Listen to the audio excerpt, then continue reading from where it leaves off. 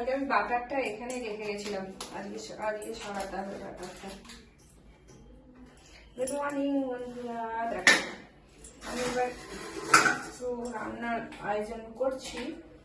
দেখো আমি এটা আমার গাছের বেগুন, তো আমি এটা দেখি জমিতে হয়েছিল বেগুনটা, বাবা একদম কচি, খুবই কচি, আর একটাও পোকা নেই। বেগুনটা ভাজা করবো,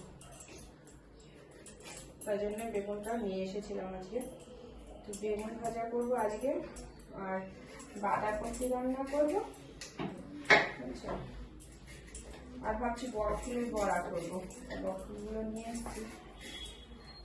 এরকম এই ব্লাউজগুলো না আমার খুব ভালো লাগে, দেখছো ব্লাউজগুলো। তো ভাবছি আমি আর একটা ব্লাউজ কিনবো, এরকম তৈরিও করা যায়। এই ব্লাউজটা বেশ সুন্দর, তো শীতকালে পরার পক্ষে ব্লাউজটা ভালো আছে। আর আজকে বাঁধাকপি করবো, ভাবছি একটু গাজর দেবো আর একটু আলু দেবো, যেহেতু বাঁধাকপিটা কম আছে সেই জন্য আমি এগুলো দিয়ে করবো। জানি না কেমন হবে। এখন এই বেগুনটাতে না আমি নুন হলুদ মাখিয়ে রেখে দিই।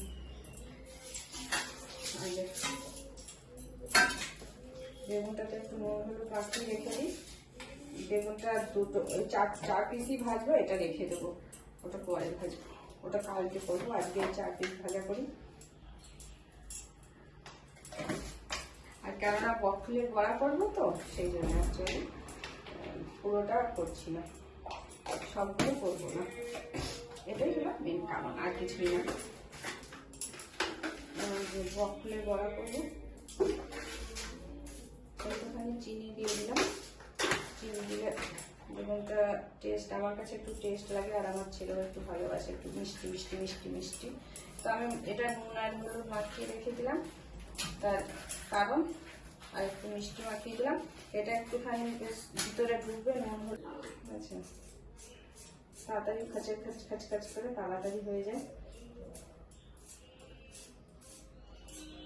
আর শুধু রান্না বান্নার কাজ, মোটামুটি কাজ হয়ে গেছে। আমার বাগানে বেগুন গাছ দুটো লাগিয়েছিলাম, একটা আজকে একবার একটু সার দিলাম, যদি আবার বেগুন হয়, ফুল আসে।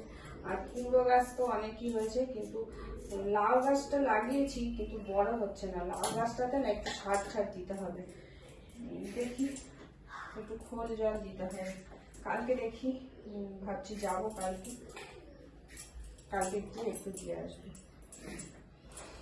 খোল জল দিয়ে আসলে পরে তোমার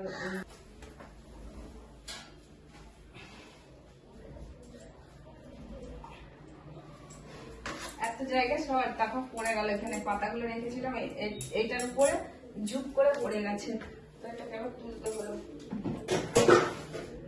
কোথায় কি রাখবো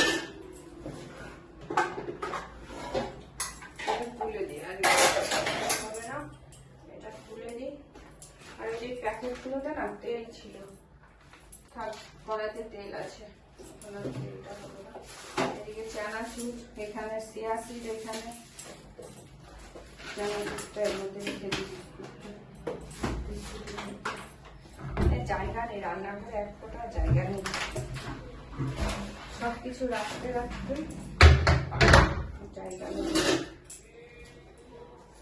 অন্যবার আমি তোমার অনেক জলপাইয়ের আচার করি, এবার আর জলপাইয়ের আচারটা করাই হয়নি, কেননা গত বছরের জলপাইয়ের আচারটা ছিল, আর আমার ছেলে এবার খেতে চায় না অত। আগে খুব ভালো খাচ্ছিল, এখন আর খেতে চায় না বলে আর করিনি এবার জলপাইয়ের আচার। তো চলো আমি আমার কাজের একটু মর্নিংয়ের কিচেনের কাজ যেগুলো, সেগুলো দেখালাম আর কি।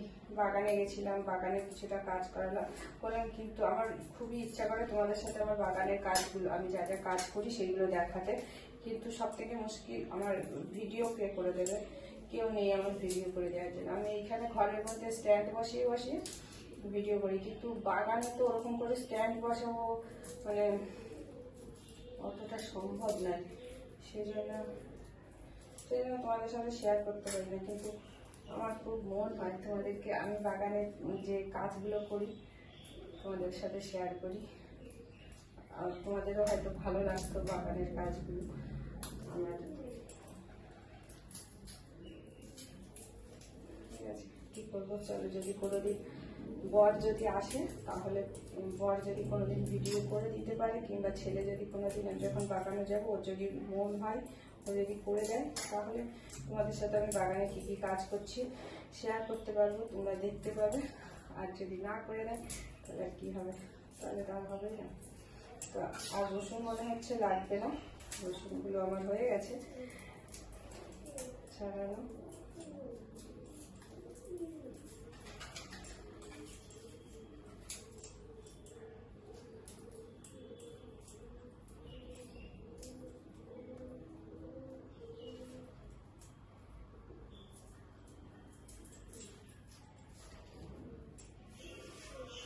চলো টাটা, আমার ফোন আসছে, কে ফোন করেছে জানি না, বক ফুলগুলো গোছাতে হবে।